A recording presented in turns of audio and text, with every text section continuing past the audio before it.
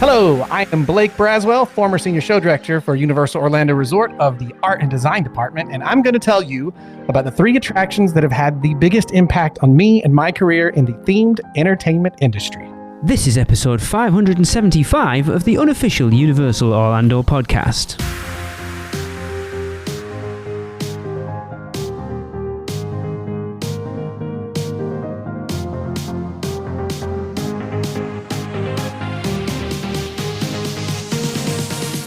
Hey everyone, welcome to the show. It is me, Lee. I am here with Blake, as you've already heard. We don't normally drop the I can't even think of the word. My brain's not working. Tracy's not here to keep me right. I've no idea what's going on. I'll try to keep you on track.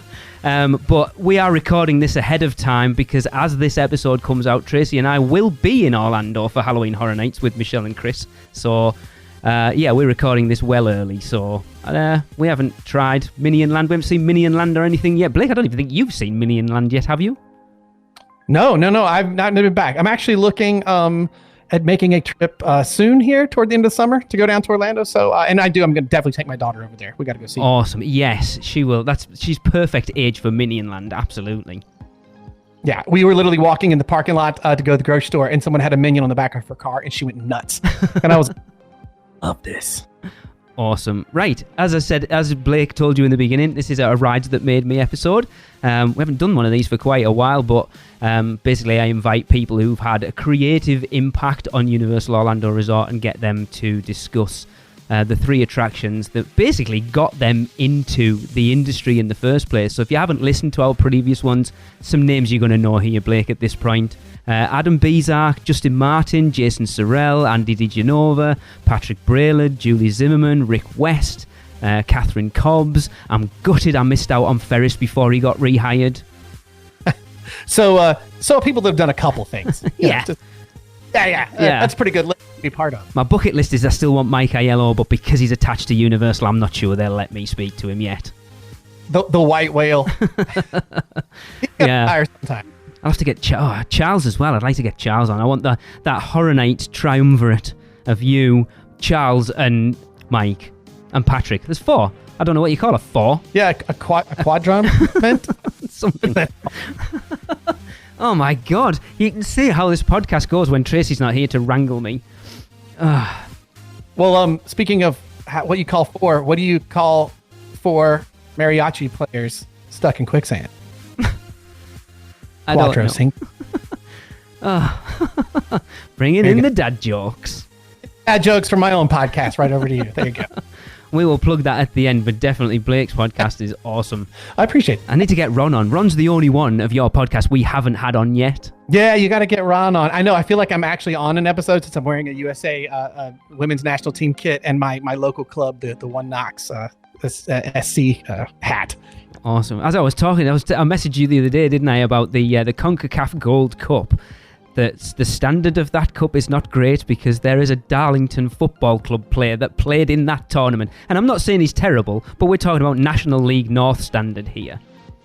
The CONCACAF is bonkers. And when Balogun, from Arsenal, got his first taste of now that he's switched and is part of the U.S. men's national team, it's wild. I mean, I know the whole thing about fans staying up and chanting around the hotel to keep, the team up late at night before the match and all that stuff is not just a thing relegated to CONCACAF, but it's intense. CONCACAF's a crazy, wild competition. Right, off football. I love you got no one else on the show, so they can't pull us away from the football soccer talk. I love it. Well, look, we played our second pre-season friendly today and won 6-0, so I'm a happy boy. Yeah, there you go.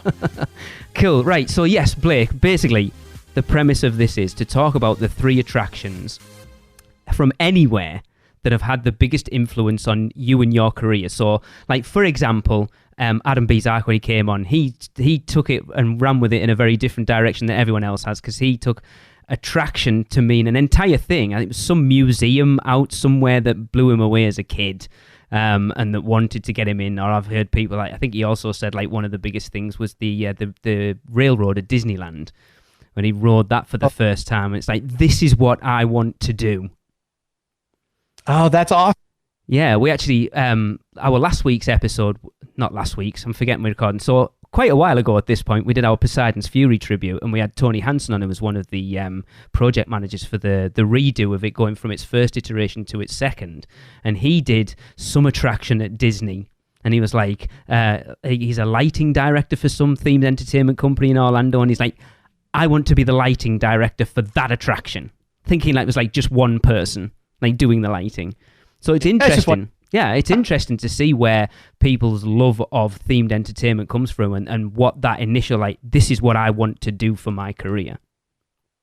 Cool. You know what though? You've inspired me, because I'm going to ask for permission then. I have 3 attractions. Okay. But I did have something noodle in the back of my head, similar to what you were saying about the museum and stuff like that. So I might throw a special mention after the 3. I'm good with that.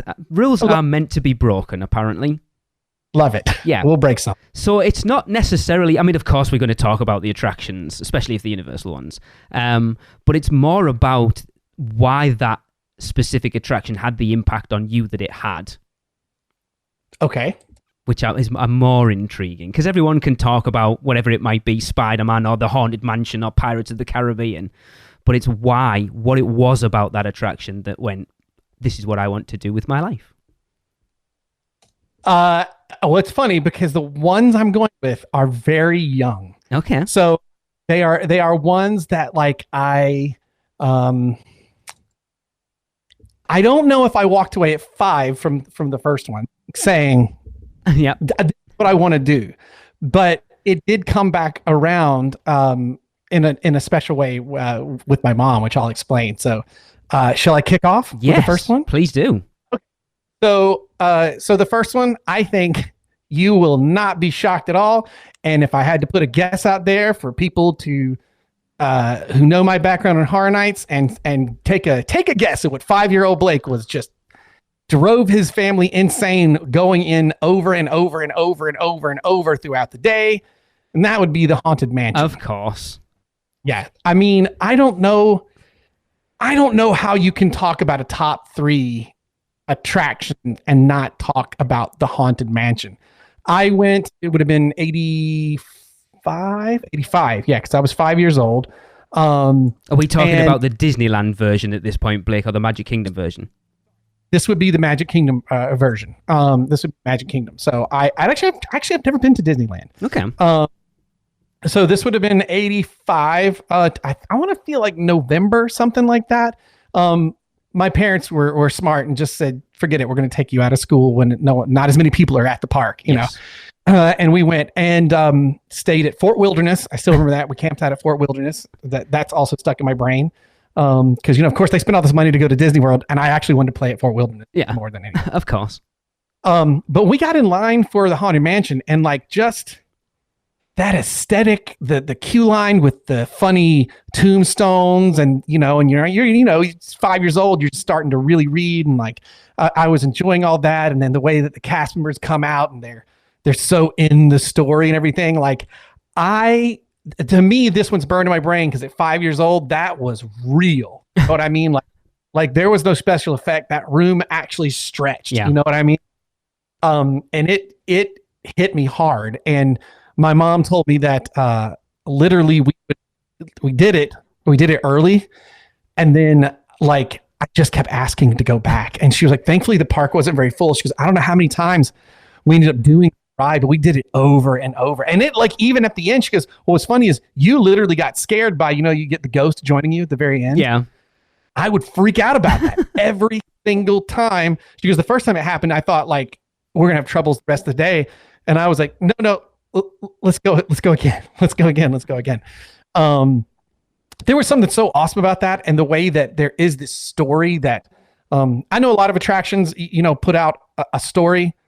I feel like a lot of them chase the great ones. I think Haunted Mansion's one of them because there's just something about that story that's introduced that I just want to know more. Yeah. I ended up getting the record. I had the record book for the Haunted Mansion storybook you're talking about. Yeah. You would listen to the record and like it would kids listening. That's a thing I know records are back in. If I was explaining cassette tape, you'd be confused. Yeah, I had loads of them.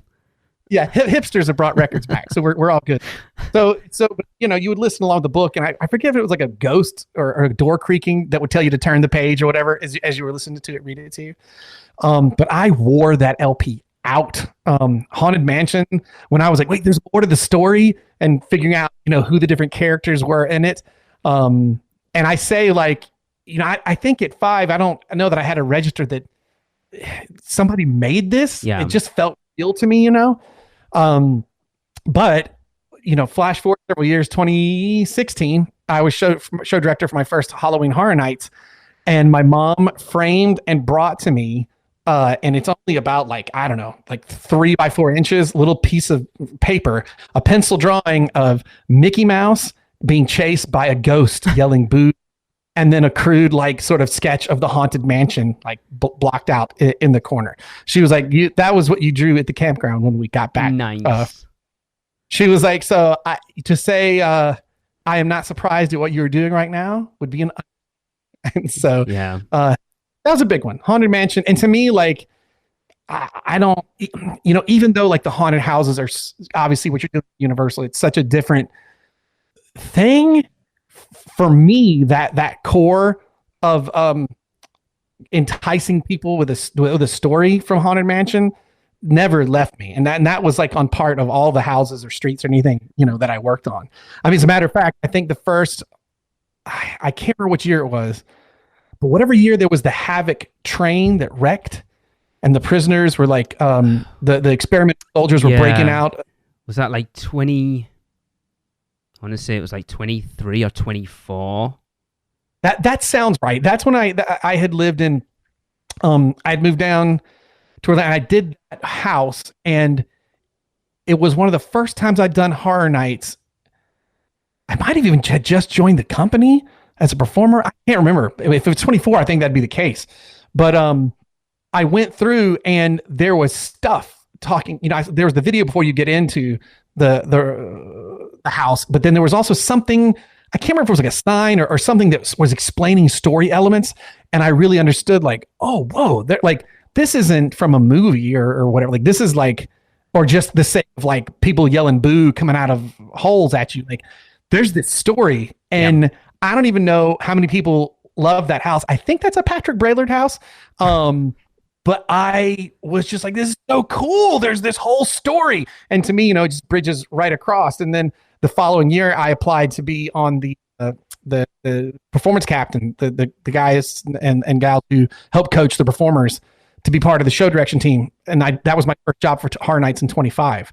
And it came out experiencing that, really wanting to do it. So Haunted Mansion to me leads kind of right into that. I have to say that those streets in 2015 were amazing, by the way. That was the first year that Scare Zones really were yes, we spent so much time in Icon Alley in Hollywood that year. It was so good. Well, and I was a theater guy. I came out of directing theater. So when Laura picked me to be part of that, that was perfect for me. Because, I was new to Horror Nights, but as far as getting these guys up on these stages and directing these vignettes and stuff, I was oh, okay, this I understand. Yeah. Completely. So it gave me a strong foothold to get in and learn the other stuff. But yeah, man, I don't ever forget about Haunted Mansion. Haunted Mansion, that's in my heart. Absolutely. I mean, look, Disney's a dirty word on this podcast, as we all know, but it's the Haunted Mansion is still one of my favorite Disney attractions. It is. And the fact that they keep updating it, that it's been there for as long as it has, and it's still as good now as it was when it first opened. It's always got a long wait.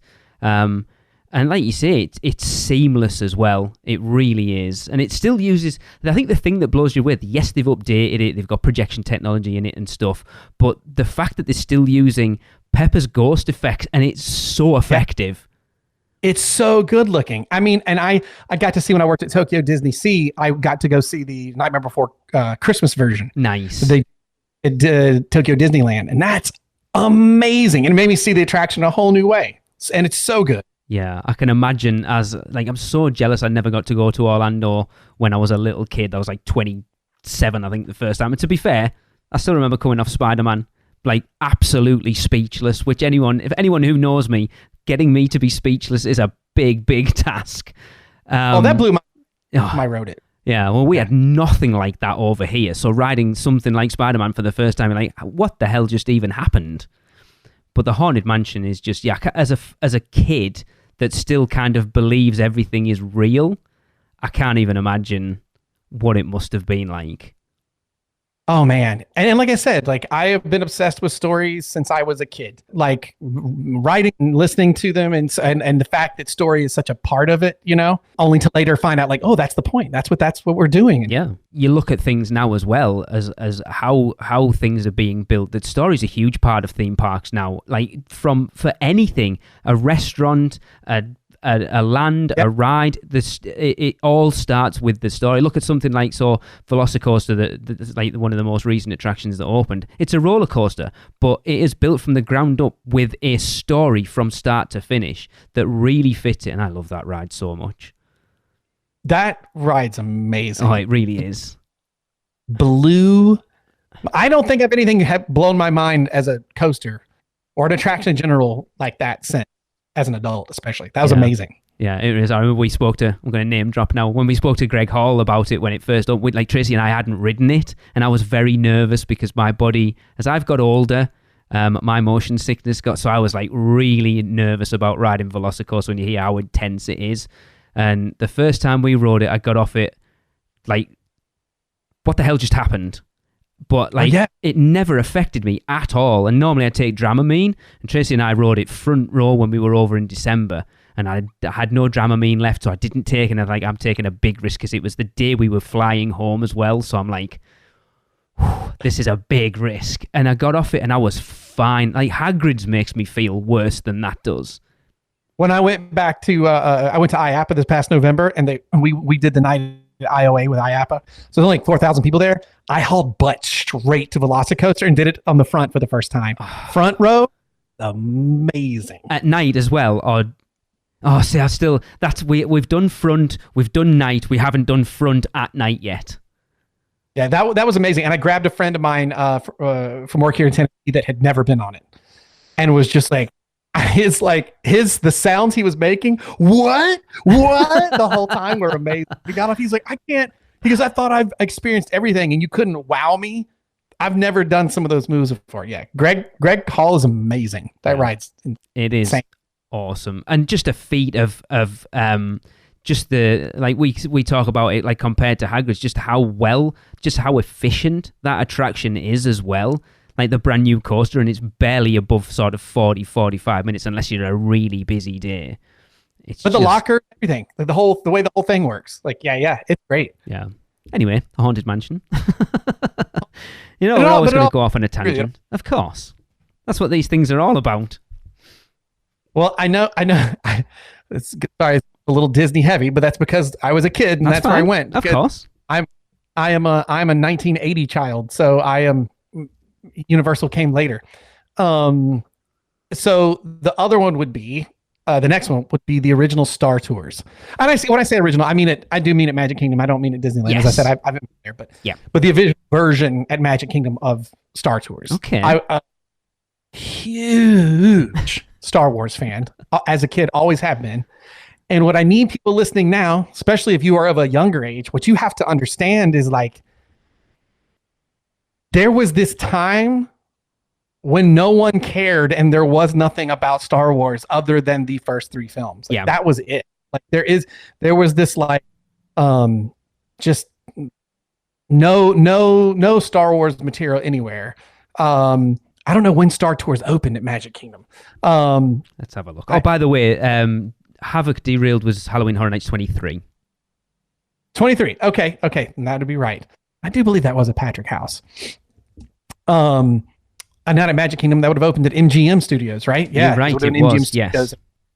Not Hollywood Studios. 89. There we go. I found it. That's when it came out. I knew it. So it was the second time I'd ever been down to Disney. Okay. The first time was 85. The second time was, I think, 90. So you just couldn't get, I mean, 89, 90. So the prequels are 9 years away when I go. Wow. I don't even, the Timothy Zahn books, I don't think were out. Marvel Comics' run of stories that took place after the stories or the films had ended. And so the only Star Wars stuff is just, like what I was playing in my backyard and and kids weren't, it wasn't the cool thing. Don't be wrong. I thought Ninja Turtles and stuff are rad too. I was into Ninja Turtles as well. But I loved Star Wars, and Star Wars is very important for me because, again, you're talking about a time when all the behind the scenes features and stuff, that wasn't something you saw on a ton of films. Yeah. And since George loves documentaries, that's a big thing, a big part of him. Go see some of his early film work too. You'll see he likes some of that documentary style of filming. He actually did, quite a lot of behind the scenes footage. Well, he didn't, but you made sure it was happening. That didn't exist for a lot of films. So like I would watch, the makings of like Empire and stuff, and seeing like Phil Tippett and those guys make the maquettes and do the stop motion of the AT-AT walkers and everything else. And I was like, I never was like, ooh, I want to be Luke Skywalker. I was like, ooh, I want to make I want to make movies like this. I want to make things like this. So Star Wars is very central in my creative career because I learned so many things about what jobs are in the entertainment industry just from being exposed to them through all the behind the scenes stuff with Star Wars. So I bought like, all I've got books of like the original sketch arts by like nice. Neil, said his name wrong, and like Joe Johnston, the guy who ended up directing Captain America and the Rocketeer, like all their concept art and stuff like that. To the point now, whenever we watch something like Mandalorian or any of the new cartoons of Star Wars, my wife, I go, "Oh!" She's like, "What?" I was like, "That's a Ralph McQuarrie design from 1976 when he did the thing, but they never used it. But it's cool. They actually made it in real life now." And like, I all that stuff's in my brain. I would be multilingual if I could remember as many other language stuff as I do about Star Wars. I know how you feel. That's how I am with Universal. Yeah, it's when you find that thing that you are so completely 100% into, that stuff sticks in there like a sponge. Yeah, other stuff that's more important, not a clue. Yeah, I'm sitting there playing the new Jedi Survivor game. And customizing a Cal's pistol, and I'm like, it's so frustrating you can't customize like a DL-44. And she's like, "What?" I was like, "It's the one, Han. Never, it's fine." That is on my list. I played the first one, really enjoyed it. Definitely need to play the second one. Yeah. Or like going, "That guy's not really an Imperial. Look at that sidearm. I think he's gonna, this is true. It's a guy in disguise. This is a guy." Like, I'm like, and I love that people are making Star Wars now that have the same knowledge, will do stuff like that. Like, give that guy this kind of gun. Someone will catch the fact that he shouldn't have that. But yeah, so that all being said, when MGM Studios, I could not wait to get there for Indiana Jones Stunt Spectacular, because that was a close second as a kid, and Star Tours. Indiana Jones, amazing.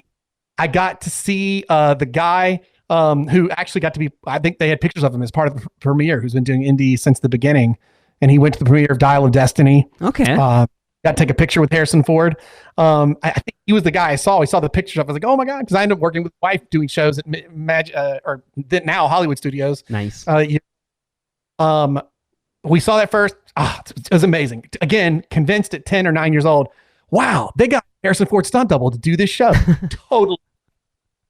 And so then we go to Star Tours, where now, like as I said, because of Star Wars, I am well aware. Obviously, as well being at 10 years old. This stuff is all fantasy, but also like there's this really cool work that goes behind it. And to go in and like, again, I've just watched the cassettes at the time over and over and over and over. I know every little thing. I know, like in Return of the Jedi, in the background, the little power or shield generator, those are all Dixie cups stacked on each other. And to see them replicate, like, in life size, some of these elements, just amazing. No, like they were actually made and stuff.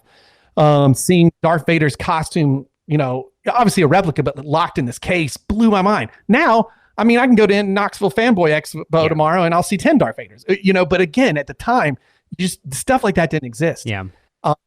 And so the queue line, I put this here because the queue line, the ride's awesome. And I still miss the original Death Star trench run as the ride, but the queue line with R2-D2 and C-3PO and of course, now how good the 3PO moves that's inside of the vehicle with you is amazing. But at the time, just to see those, what now would look crude animatronics but not really crude because they moved about as well as the humans did in those original, you know, blew my mind. And like, I was in it. I was in the world. Like, and I feel like that's the first time that I understood, like, this place is trying to transport you. And yes, if you're not at Disney doing this ride, hey, welcome. We're going to go on a tour to the moon of Endor. And I was like, oh, okay. Like, I wonder what will, like, I just accepted everything, not necessarily that it was real, but I was accepting the story they were telling me, right? If that makes sense. Yeah. And that ride was just, I mean, amazing. There's nobody telling how many times I made them do that. And then to the original store, when you walked out of it, it was the shield generator bunker, Return of the Jedi. That was when I do believe it was called Endor Vendors when it first opened. Oh, you're right. That's right.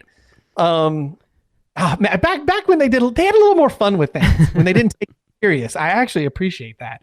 But yeah, Star Tours, huge for me. I mean, the ride itself was like, I don't think I'd done a motion simulator at that time like that. So that was pretty like groundbreaking. And it was when it first came out. Like, it was really cool. I mean, you felt like you were part of it, but I know every beat of the Star Wars trench run in my bones. So I could, because, you know, when they did this, they used some footage from the film, but they also had to go back and refilm and rebuild, and no computers like film, you know, refilm part of the trench. So I could feel the moments that were additions. They weren't in the original, you know, and I was like, I want to go again. I want to go again. Awesome. Because it was like, get to see this extra footage. Star Tours, huge. I mean, because again, it's not now. I mean, I know people must be like, oh yes, of course it's Star Wars. That's everywhere. But there wasn't then. And to me, the people were walking out going, my mind is blown. I couldn't understand. I just like, this is the coolest thing ever. No ride will ever get better. Like, this is amazing.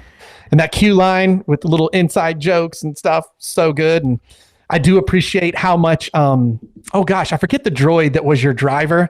And because it was Paul Rubens, wasn't it? Yeah, but they've used that droid so many times in Mandalorian. What was he called? Rex.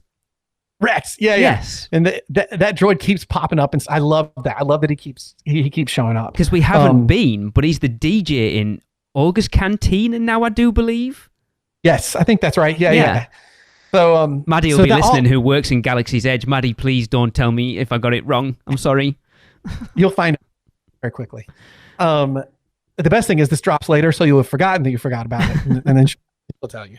But I feel like that's the beginning. Like, this is stuff I could do for a living, because, you know, Star Wars, I was like, oh my gosh, you know, you can make movies, and like, there isn't just the movie star and the director. Like, there are writers, there are these model makers, there are these artists and stuff that, like, there's all these different roles. And at the time I was really big into art, and so I was like, that's what I want to do. This is really what I want to get into. And so to do Star Wars tours and be like, oh my gosh, you could take that stuff and bring it to actual life. Yeah. That's the beginning of going, oh, this is, somebody worked on this. Somebody wrote this. Somebody built these droids. Somebody, you know, like, and that whole side of it is the first time I think that is a possible career path would have been Star Tours. It's interesting as well, isn't it? Because I think a lot of people now, like theme parks are such big news now, but it's like, if you've done a theme park, nothing, and it's sad to say it, but nothing surprises you. There's nothing been like that evolutionary groundbreaking now, because it's all, even Rise of the Resistance, we haven't ridden it, but I know enough about it to know that it's this amazing attraction, but it kind of takes items from this attraction or that attraction. Whereas you look at something like Star Tours, when you rode it back then, there'll have been nothing like that at the time. So to ride that there would have been, again, and people, I think a lot of people now will never understand what it's like to ride something like that back then. Yeah, I don't know what the next evolution is going to have to be to, like, but you're right, like, to see a whole new thing that's completely different. Yeah. That's done before. And, you know, you got like Harry Potter Forbidden Journey that uses elements of that stuff, and then it does have animatronic, and kind of like, yeah, that probably was the last, like, that probably was the last big jump, actually.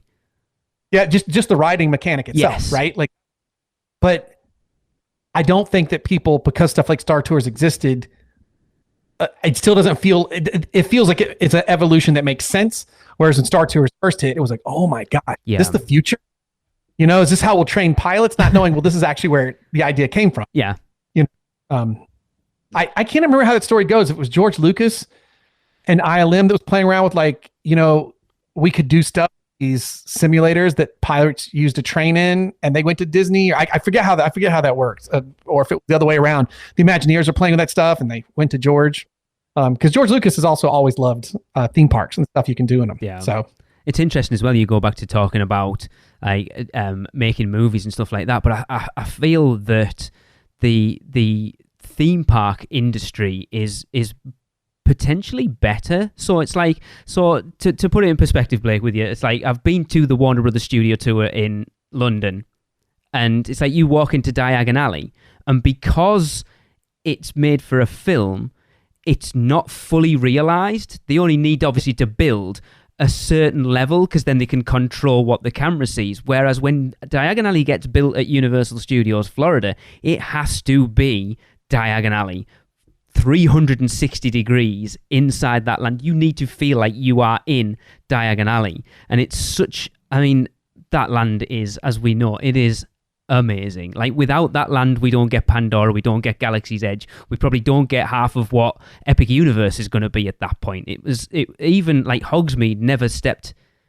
Maybe that's your last big evolution. It's that it feels like a big leap. Yes, that version of Diagon Alley, huge leap. Galaxy's Edge makes sense because you've had Diagon Alley, but until Diagon Alley, you don't have that kind of live immersion in something like that. Yeah, especially to a point where I think if you look at from what we know Epic Universe is going to be, like, as far as I can think, obviously Galaxy's Edge now, but as far as I can think, Diagon Alley was that first land that you only had one way in and one way out. And once you were in it, you were in it. You couldn't, like Hogsmeade, you can pass through and go to Jurassic Park, whereas you walk into Diagon Alley, and to leave, you have to turn around and go back out. So it's a fully immersive land inside it. And I think it looks like that's, I'm sure you know, but you're not going to tell me, so I'm not even going to post you for it. But I'm sure that's what more about Epic. I really don't, to be honest. Like, I don't, I don't. I'll be, I'm kind of trolling the rumor boards about as much as anybody else is. What's the point in being friends with all these people that work on these parks and they don't even tell you anything? Well, because I don't ask, because I know how rough. I don't ask. Yeah, it's all right. I know friends who are working on it. They don't tell me anything either. But yeah, you're probably right. It's not an attraction step up. It's a whole immersive land evolution. Yeah, you're probably right. If I felt so transported by, Haunted Mansion, and so transported by the Star Tours queue and the experience, and it's like sort of going, well, can we blow that out to an entire space? Because you think about Star Tours, they've got like the Endor, like the Ewok village on the outside, and then you're going inside to that queue. Yeah. It's interesting because, like, going back to Universal, it's funny when you look at E.T. E.T.'s been there since it first opened, and yet that's got a themed queue before themed queues were a thing. Yep. No, that's true. That's true. Oh, that's a really good point. When I think about the queue lines and stuff, Star Tours had a themed queue.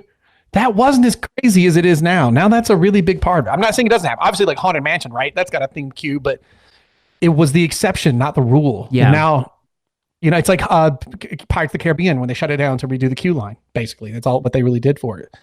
Yeah, like queues are a huge part of attractions now. Like before, they just used to be the means to keep everyone in place to get on the ride, and now it's like people need to be entertained all the time, so we need queues. But it's like they got the problem of being too successful, so the waits got longer. So we have to do something. And then you got Forbidden Journey, that like the queue became as much a part of the attraction as the attraction itself. And see, that might be the first big leap in the queue too. Yeah. Right. And again, we say Diagon Alley. It's not that Hogsmeade isn't as transformative. No. There's just something about.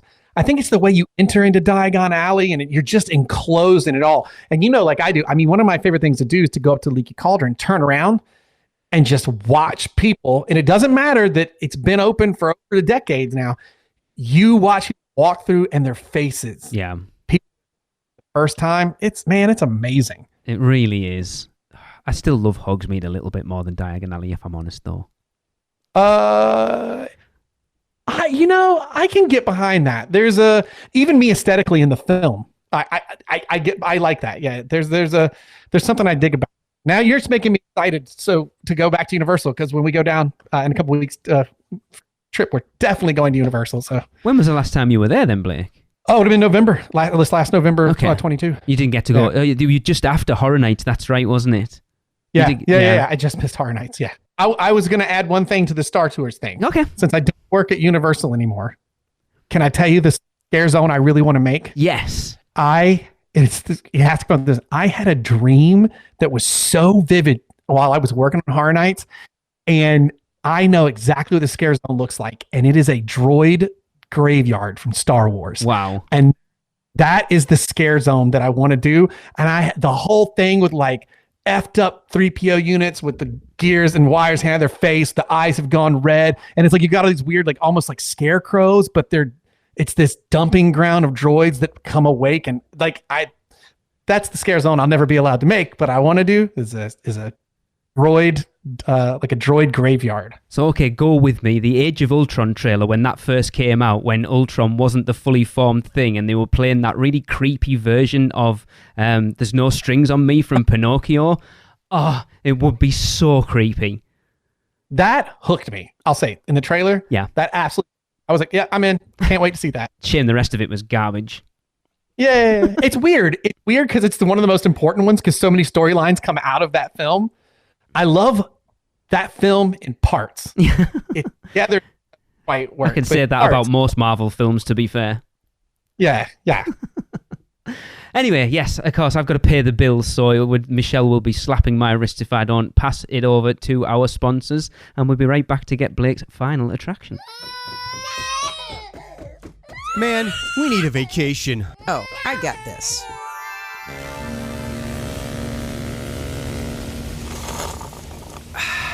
Whoa, that's awesome! But I was thinking something a little more adventurous. Okay, how about this?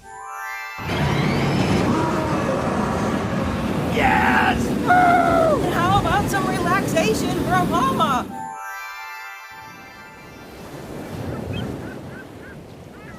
Oh, perfect.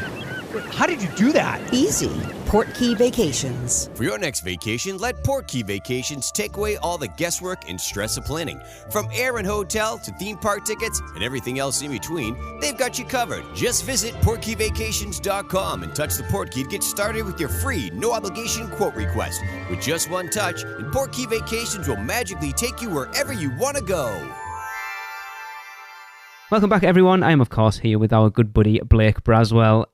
We've had his 2 attractions so far, so we've had the Haunted Mansion and Star Tours. I'm intrigued to see where we're going for the third one, Blake. I'm going to disappoint you, and I'm going to stay in Disney. These all were these are my first 2 trips. So this will also be 85. So this would be just a couple years after Epcot is opened.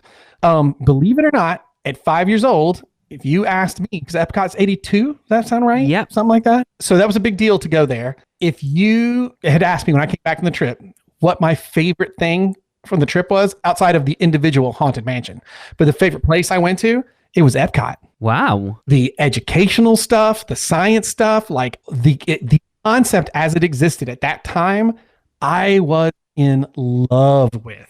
So, we've talked about haunted stuff and, action adventure making movies, but so I'm going to throw out,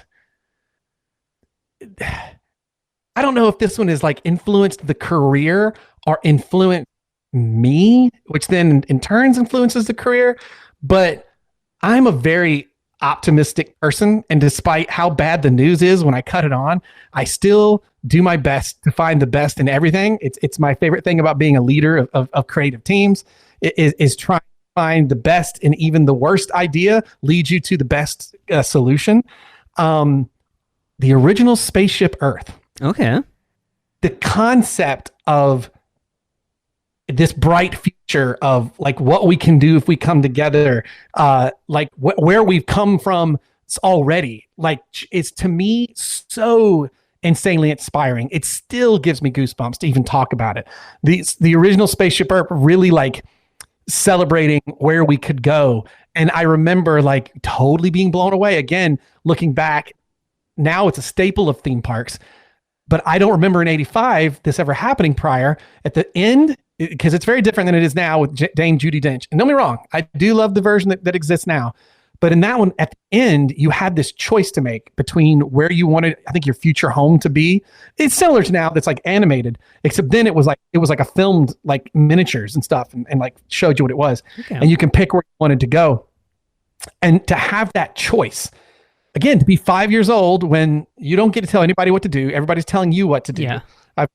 I'm in kindergarten, so I've just started school where, again, you don't have a lot of your own agency as a kid. And now that I have a 5-year-old, I get it. Most of the problems stem from she just wants control of her own life. And that's not what you get when you're that young. But to be given that choice, huge. Blake, to be fair, we're both married. We don't necessarily get full choice in our lives either. Fair enough. But there was at some point in time, I seemed like but like that huge, and that sticks with me. And that is, again, and it wouldn't have been 5 years old to understand like, this is something I could do as a career. But Epcot was different than this spaceship was different than my Haunted Mansion experience. Haunted Mansion, I like bought into it, right? I believed it.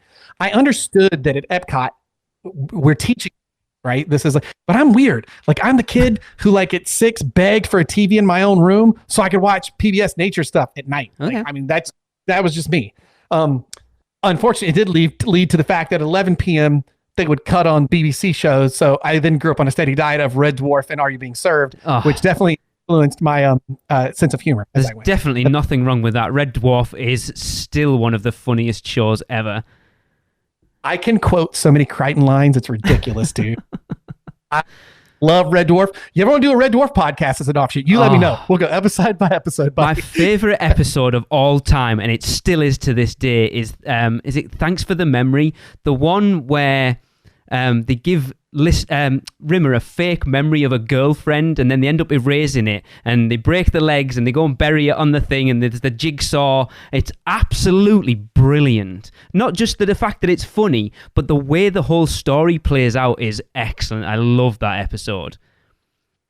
I also enjoy the one where they encounter the despair squid and think their entire life is a simulation. Yes. I actually think that first 2 seasons are probably... And when they got a budget after season 2, and it kind of got a bit grander, and I think the first 2 seasons were a little bit more smaller, and I think it worked a little better for me. I like them all, but those first 2 seasons just hit a little better for me. I friggin' love that show. There's nothing worse. If you ever get a chance, never see the American pilot they made. Oh, okay. There's a way. It is terrible. It's terrible. Oh my God, love Red Dwarf. But what the sort of edutainment that Epcot was after, I was totally in for. And I grew up in rural North Carolina. So this place was made for me in the sense of like, I can go to Japan. I'm over in Mexico now. I'm in Germany. Like that whole concept. Again, now I have to remind myself because it feels, I'm not played out, but like I've got the internet. I can go make a buddy in Italy if virtually, if he wants to learn English and I want to learn Italian, and we can become buddies, and like that, none of that exists. Right. And so like I was starved for that kind of like, any kind of information about the world and stuff. And I have this very optimistic streak that the original Spaceship Earth like just hits me just right. But I do think at the end, being given a choice was so huge. And now in themed entertainment, my gosh, it's to the point where you like need to find a new word. We keep saying immersive and choices and what you do matters. Like, and that's such an enormous part of all the new design stuff that's happening. And I understand it because I understand how that one simple little thing. I think you got to pick between 4. Either you could live underwater, or you could live in space, or something like that. Yes. But those that I got those choice huge. And again, I know you can do it now, but it's way cooler when it was like filmed miniatures and stuff. Like they made Star Wars and Star Trek back in the day. And if another dream, I don't have the specific house I could do, but if you could somehow make a haunted house and really leverage choice into it. There's so many factors that get in the way of like, well, if you're really popular, you would have to charge so much Yeah. to make it worthwhile. So only so many people can walk in at a time.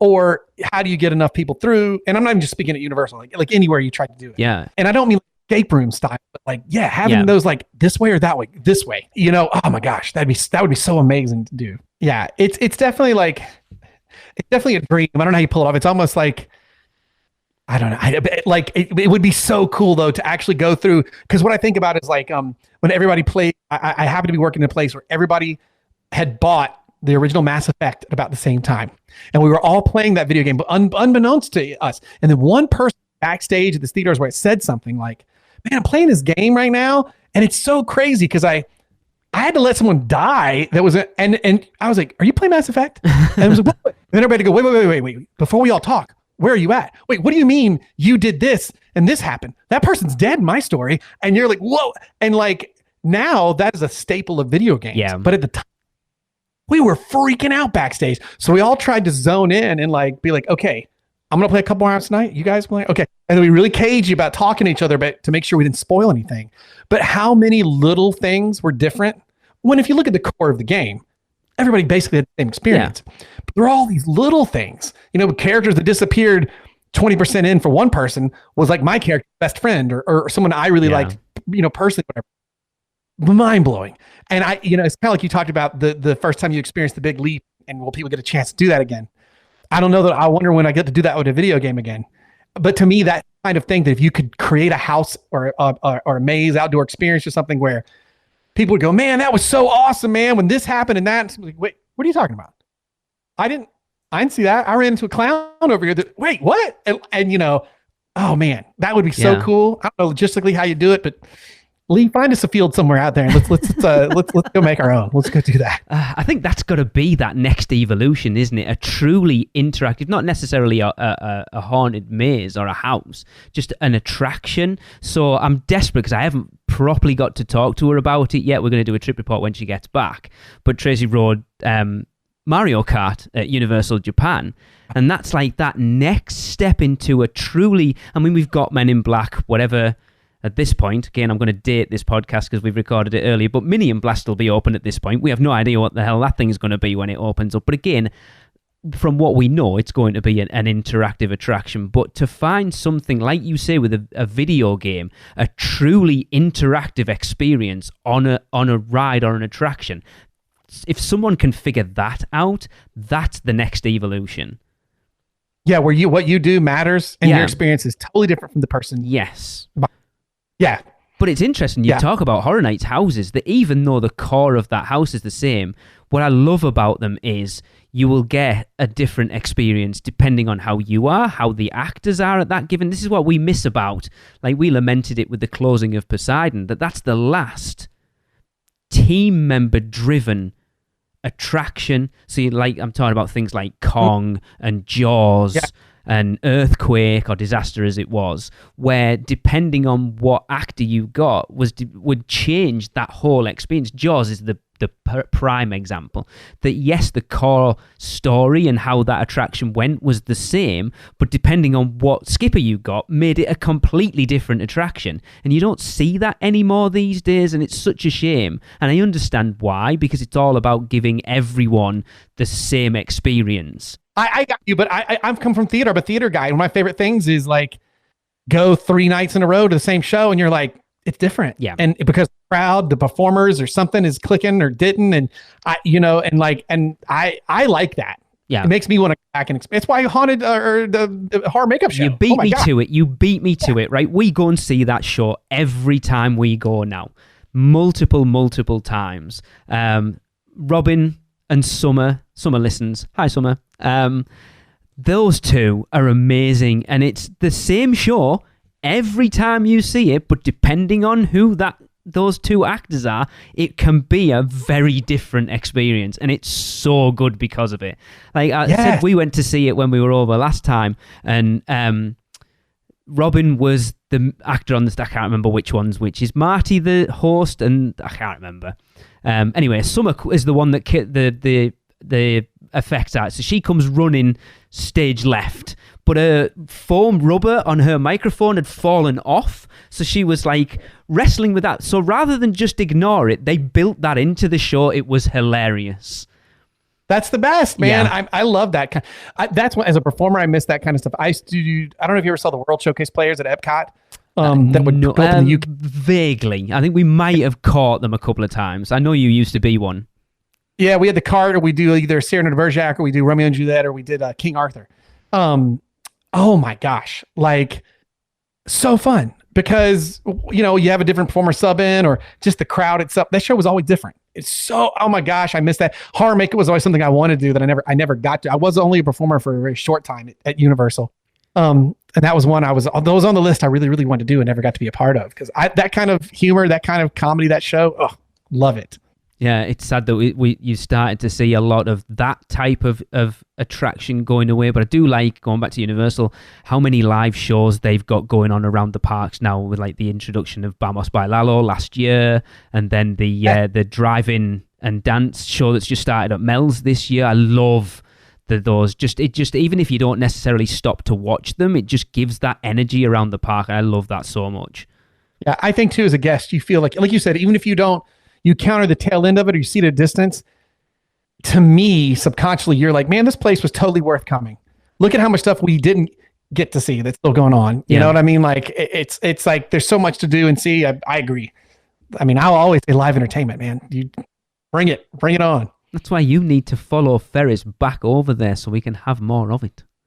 Well, I did launch an entertainment program here. We didn't have one where I work over at Anarchista in Gatlinburg. Okay. So now I did an interactive gardening show that I worked on, and we've got some interactive fairies. Into the summer, we switched them over. We got some gnomes and these bear characters doing like berry tales for kids and stuff like that. So it was fun to actually get an entertainment thing going over here, because they're not used to it, you know. And I Speak Entertainment, our new entertainment, our director of entertainment, you know, he does too.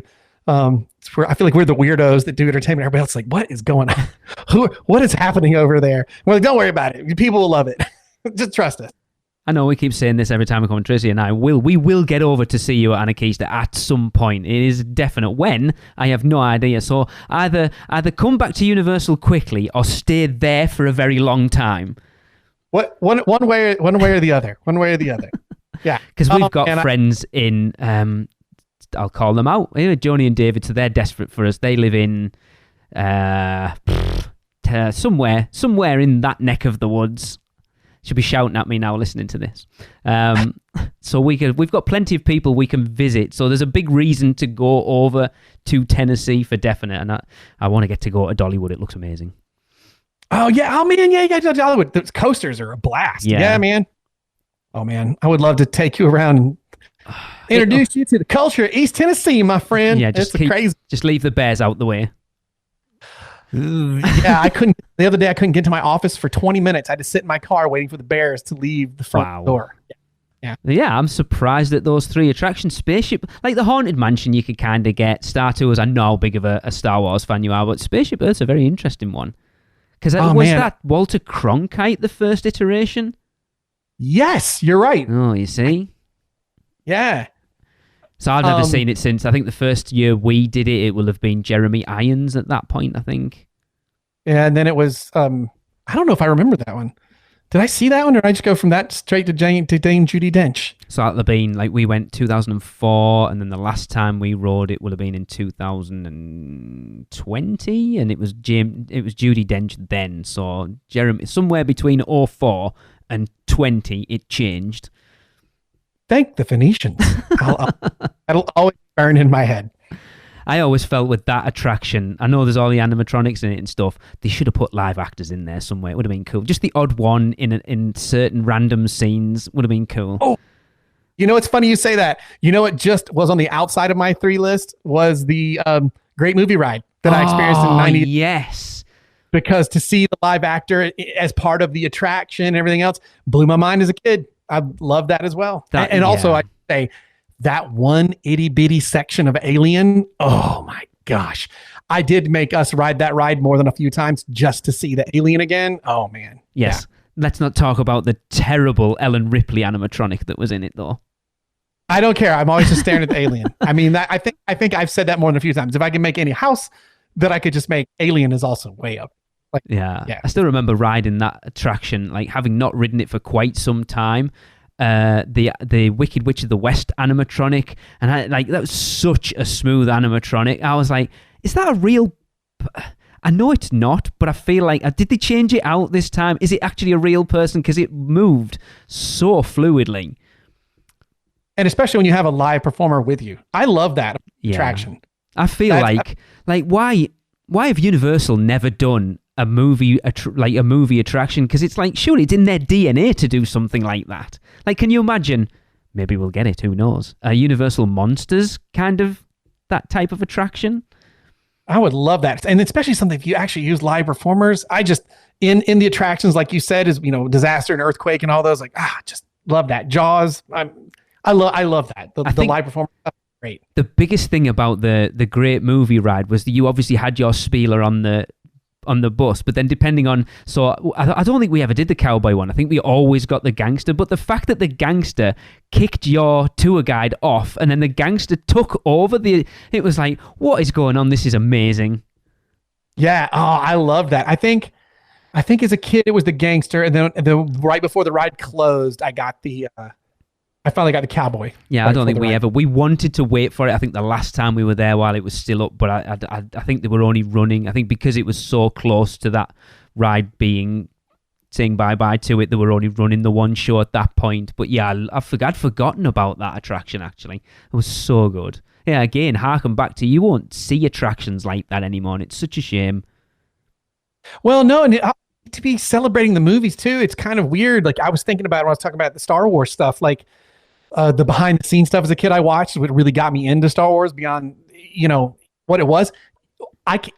When's the last time I've enjoyed a behind the scenes thing? Lord of the Rings? Because now behind the scenes is just a bunch of dudes in front of a green screen. Yeah. Yeah. And again, not to knock that artistry, but like, it's just not as fun as it used to be.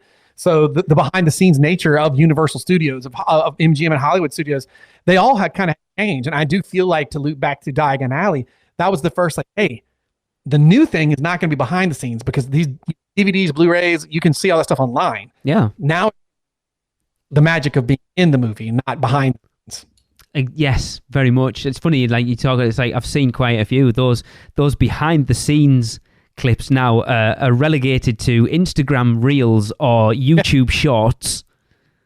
Yep. Because I was watching, to bring up what we usually talk about, I've seen quite a lot of Henry Cavill in Man of Steel, and like the Snyder Cut scene with Superman and the Flash. I've seen a lot of that lately, and it is literally just Ezra Miller on a rope, like a whatever they call those harness things to flip him around, and Henry Cavill swiping at nothing, and just a lot of green spongy things for him to punch. It's like, yeah, this isn't interesting anymore. No. And I mean, to be honest, once you started working in film, you're like, ooh, day to day. This is not, it's a lot, nothing that has moments of such excitement. I mean, that's where I think you get addicted to working on films, because it is kind of like, hurry up, wait. Whoa, that was exciting. Hurry up, wait. I mean, blow up car. I helped be on effects teams that blew up cars. That sounds exciting. It's very boring until the actual moment of. Yeah, I'm sure. Long.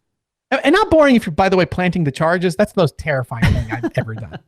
If you will be dead quiet to the point of scary, see 4 or 5 dudes that are just crewmen that are like, hey, what's up, man? Yeah, blah, blah, blah, blah, blah, blah. And then we start doing that stuff, and you realize how quiet it gets as everybody's slowly placing the charges in there, as you're like, one static charge, and we're just dust, dude. There's nothing. There's, that stuff was crazy. I don't need to do that anymore. No.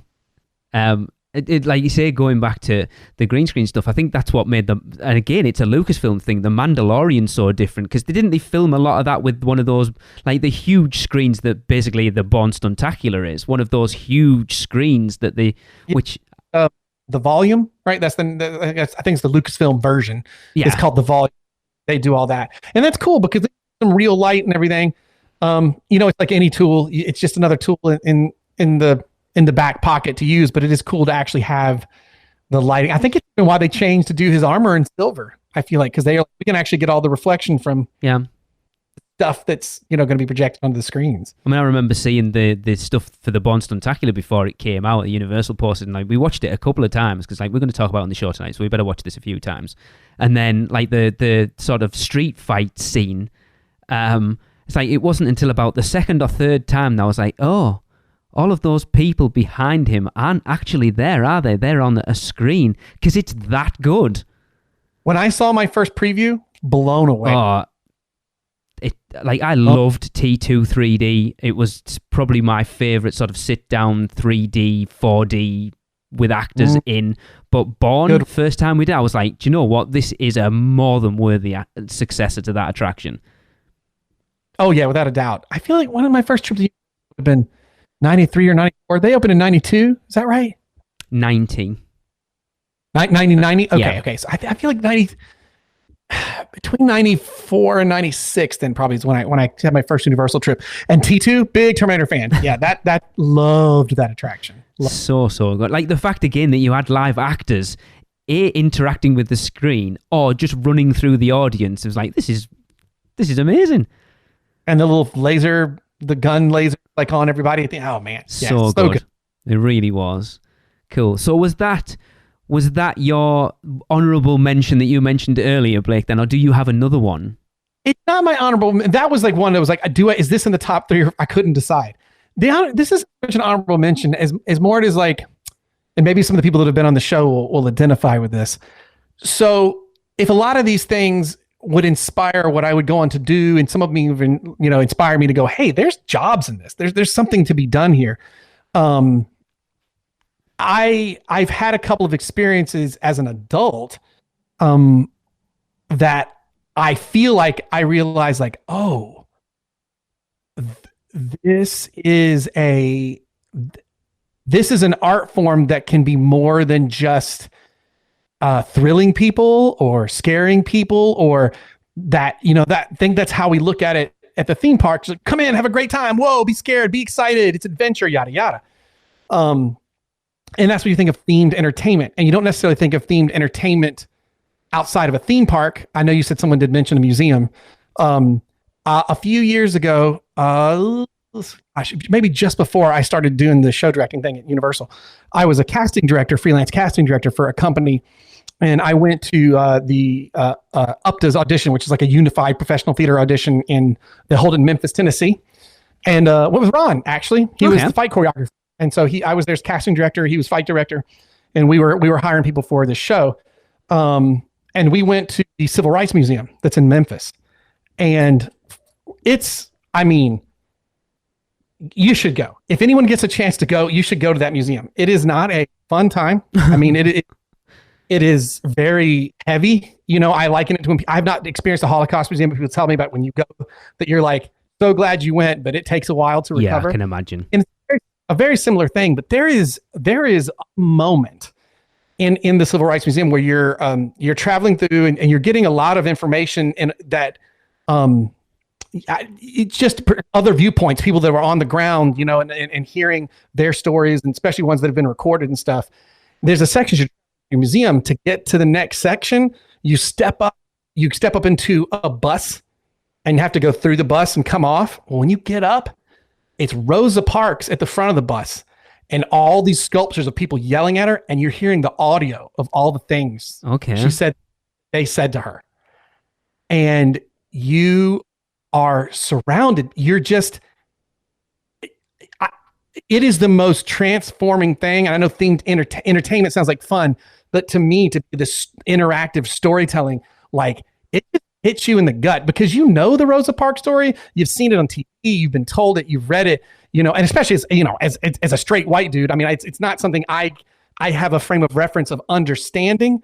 I will tell you what, though, that thing does is about as good as I think as it can do. Is hitting you in the face of, you'll never be able to fully understand it. In our position, but like it definitely leaves an imprint. Yeah, that is amazing. And that museum has two. That one to me, pure themed entertainment as far as like themed immersive design, right? Like you're like, oh, I don't know who did this, who thought of this. This is intense and it's amazing. The other one is you don't realize where you are in the building. It is the building that Dr. King was assassinated in.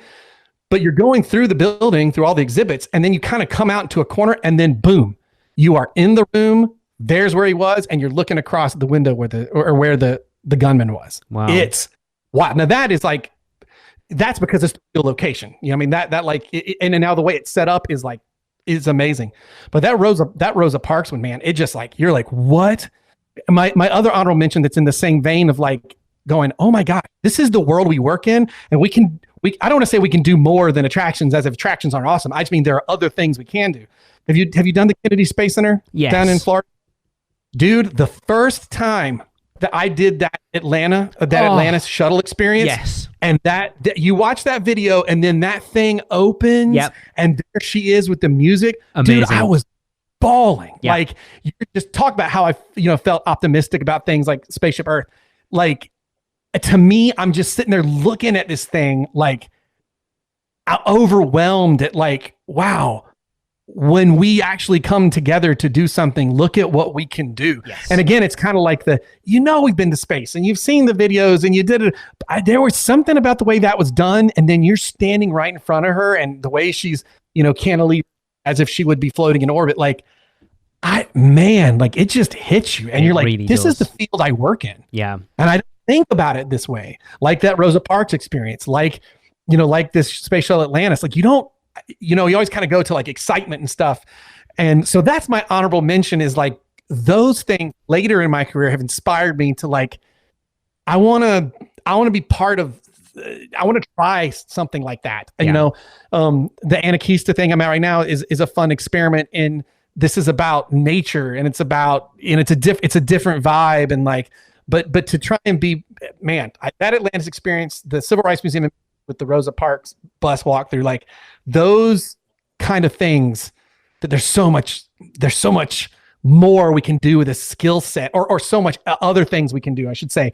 Like I haven't experienced yet, but like Meow Wolf does. You beat me to stuff. It. Yeah, the Omega Mart looks amazing. Yeah. So that's my honorable mentions. They're late in my career, but they're very important. If the other ones kicked it off, these hammered it home. Pushed. Yeah, they put me into thinking in other ways about it. You know what I mean? Yeah, I remember like Tracy's the space nut in our house. So I know like when we go up to whenever we go to Kennedy, and we always go up to see the big memorial thing for all the astronauts that have died. She's always very somber at that point. That really hits her. But that Atlantis exhibit, because you don't expect it to open up and it be there in front of you, because they do the same thing in the studio tour for Harry Potter. It's the same thing, like a projection on a wall, and then the wall opens and you walk into the Great Hall. But obviously it hits a little more when it's an actual thing that's been into space. It was, like normally things like that don't bother me, but I must admit it did get me a little bit as well. I was like, wow, like so well done. And like you say, themed entertainment doesn't have to be in a theme park. It can be anywhere. Yeah, it can be anywhere. The immersive story, like the other part in there that got me, and that's because it ties into my first Florida trip in '85 in November. I watched the Challenger when we were at Kennedy Space Center, we went and we saw the Challenger being taken out on the tracks to go get position, because it was January when the Challenger took off. Wow. So I stayed home from school to watch it because I begged my parents to stay in Florida in November. They're like, we can't stay. No. They're not launching tomorrow. They're getting it ready to launch.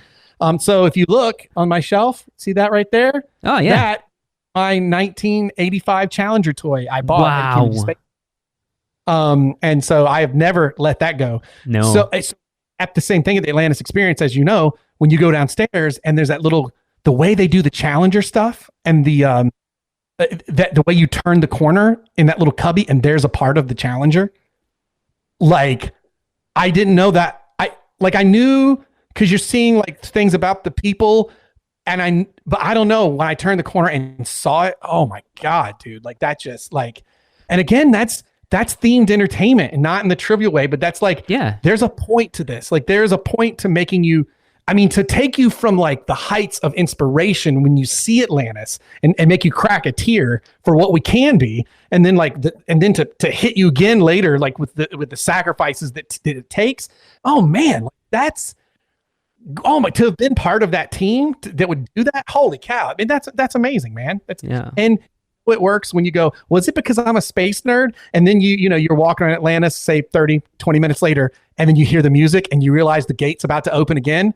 And you sit back on the other side and watch people see the Atlantis for the first time as it opens. And you realize like, no, it ain't just me. This is amazing. Yeah, it like really that whole is.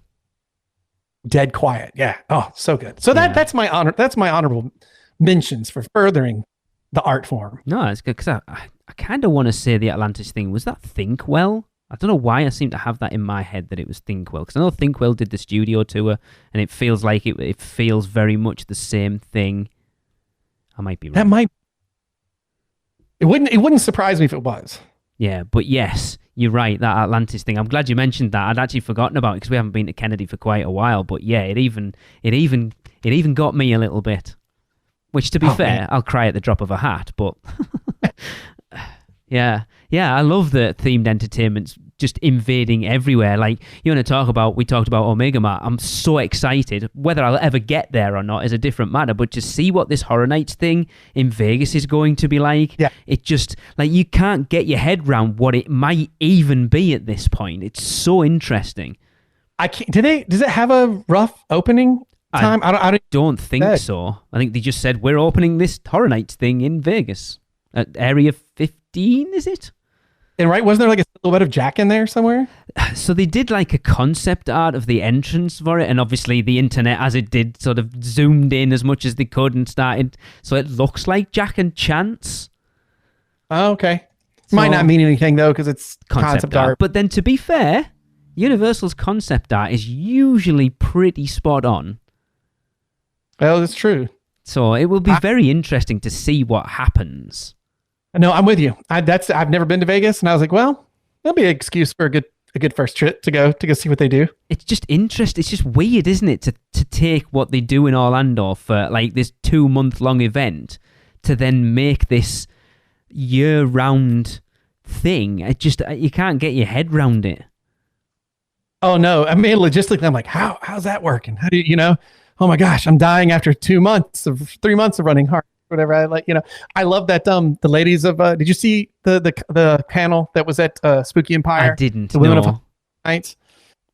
It's on YouTube. Okay. You should watch it because one, I think my sister's amazing in it because she's one of the featured people in the panel. She's a producer of technical entertainment at and she's great in it. But who was my old assistant show director, who is now show director of Halloween Horror Nights, Kelly Malik, my right hand buddy.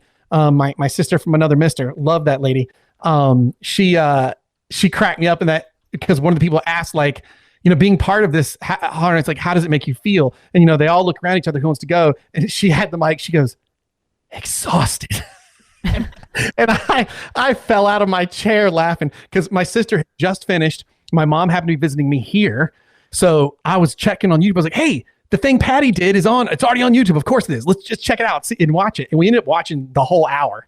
But she said that, and I died because, like, the reality of you're like, this is so cool. I'm so tired. It's so true. Oh yeah. I know plenty of our friends who've worked as scare actors or whatever over the years, and it's like every Horror Nights fan's like, I would so love to be a scare actor, and then you talk to scare actors and like, yeah, it's not as easy as you think it is.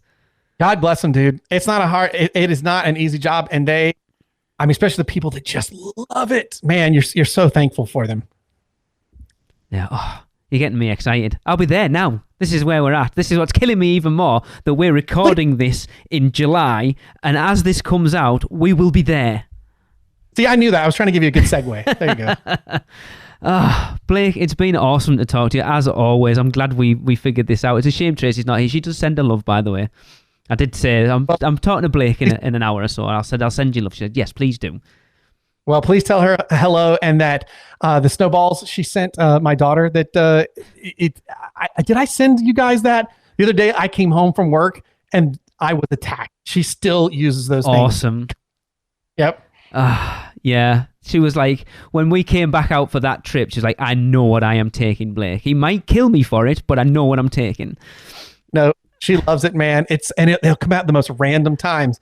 It's hysterical. Awesome. Cool. Right. Well, before we wrap up, of course, Blake, tell everyone, you've kind of mentioned it already, but tell everyone what you're kind of up to at the moment. Yeah, well, right now I'm still doing the Brutiful game. Yeah, of course. Yeah, still got that going with Ferris and Ron, and we still have a lot of fun. Typically weekly, we slack. We're taking a little bit of a break until we ramp into the Ladies World Cup that's about to kick off, and then roll right back in. I'm already itching for Premier League to be back. It's over, and then I'm like, there's nothing to watch this weekend. Come on, where's the footy? It's just funny. Like last season was like Arsenal doing so well and then kind of ballsing it up at the last minute. Man United having a really mediocre season, and then Chelsea just, what the hell's even going on over there?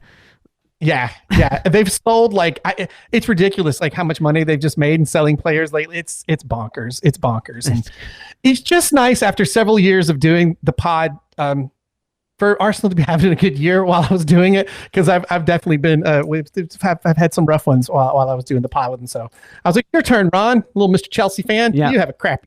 There you go. But it's great. Like you can tell you guys are friends, and it really comes across. And like I say, when you just let Ferris go when he comes in all hot, is brilliant. I love it. Well, and I especially know when I'm like, oh, I'm fire up Ferris right now, and you know exactly what to say to like get him going. Awesome. Love it. Cool.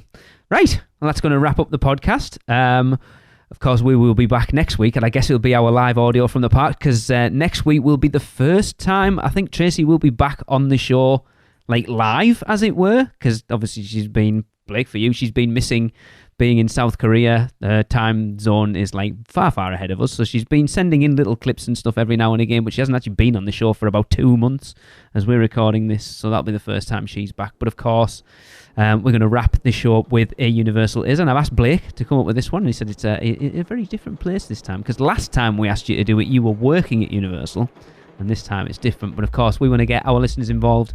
So if you want to get in touch, all you've got to do is let us know what you think Universal is in 3 words or less, and send them to us at podcast@uuopodcast.com. But for the end of this episode, Blake, it is over to you, sir. Are you ready to get cheesy? Man, Universal is friendship, baby. Very, very true. Cool. All right, everyone. We'll see you next week from Orlando. That was another episode of the unofficial Universal Orlando podcast, the best and only podcast about Universal Orlando on the island. Check us out on social media on Facebook, Instagram, Twitter, YouTube, and Pinterest. Just search UUO Podcast. For all the podcasts, news, and articles, check out our blog at uuopodcast.com. Contact us at podcast@uuopodcast.com. Join the Producers Club by emailing us at uuopproducers@gmail.com. Listen and subscribe to the podcast on Apple Podcasts, Spotify, Google Podcasts, Stitcher, and everywhere else podcasts are found. Check out our friends, the Theme Park Duo, for all your other theme park news, and email Michelle at portkeyvacations.net to book your next trip. So until next time, this is Amity 6, call off the Marines, we're coming home.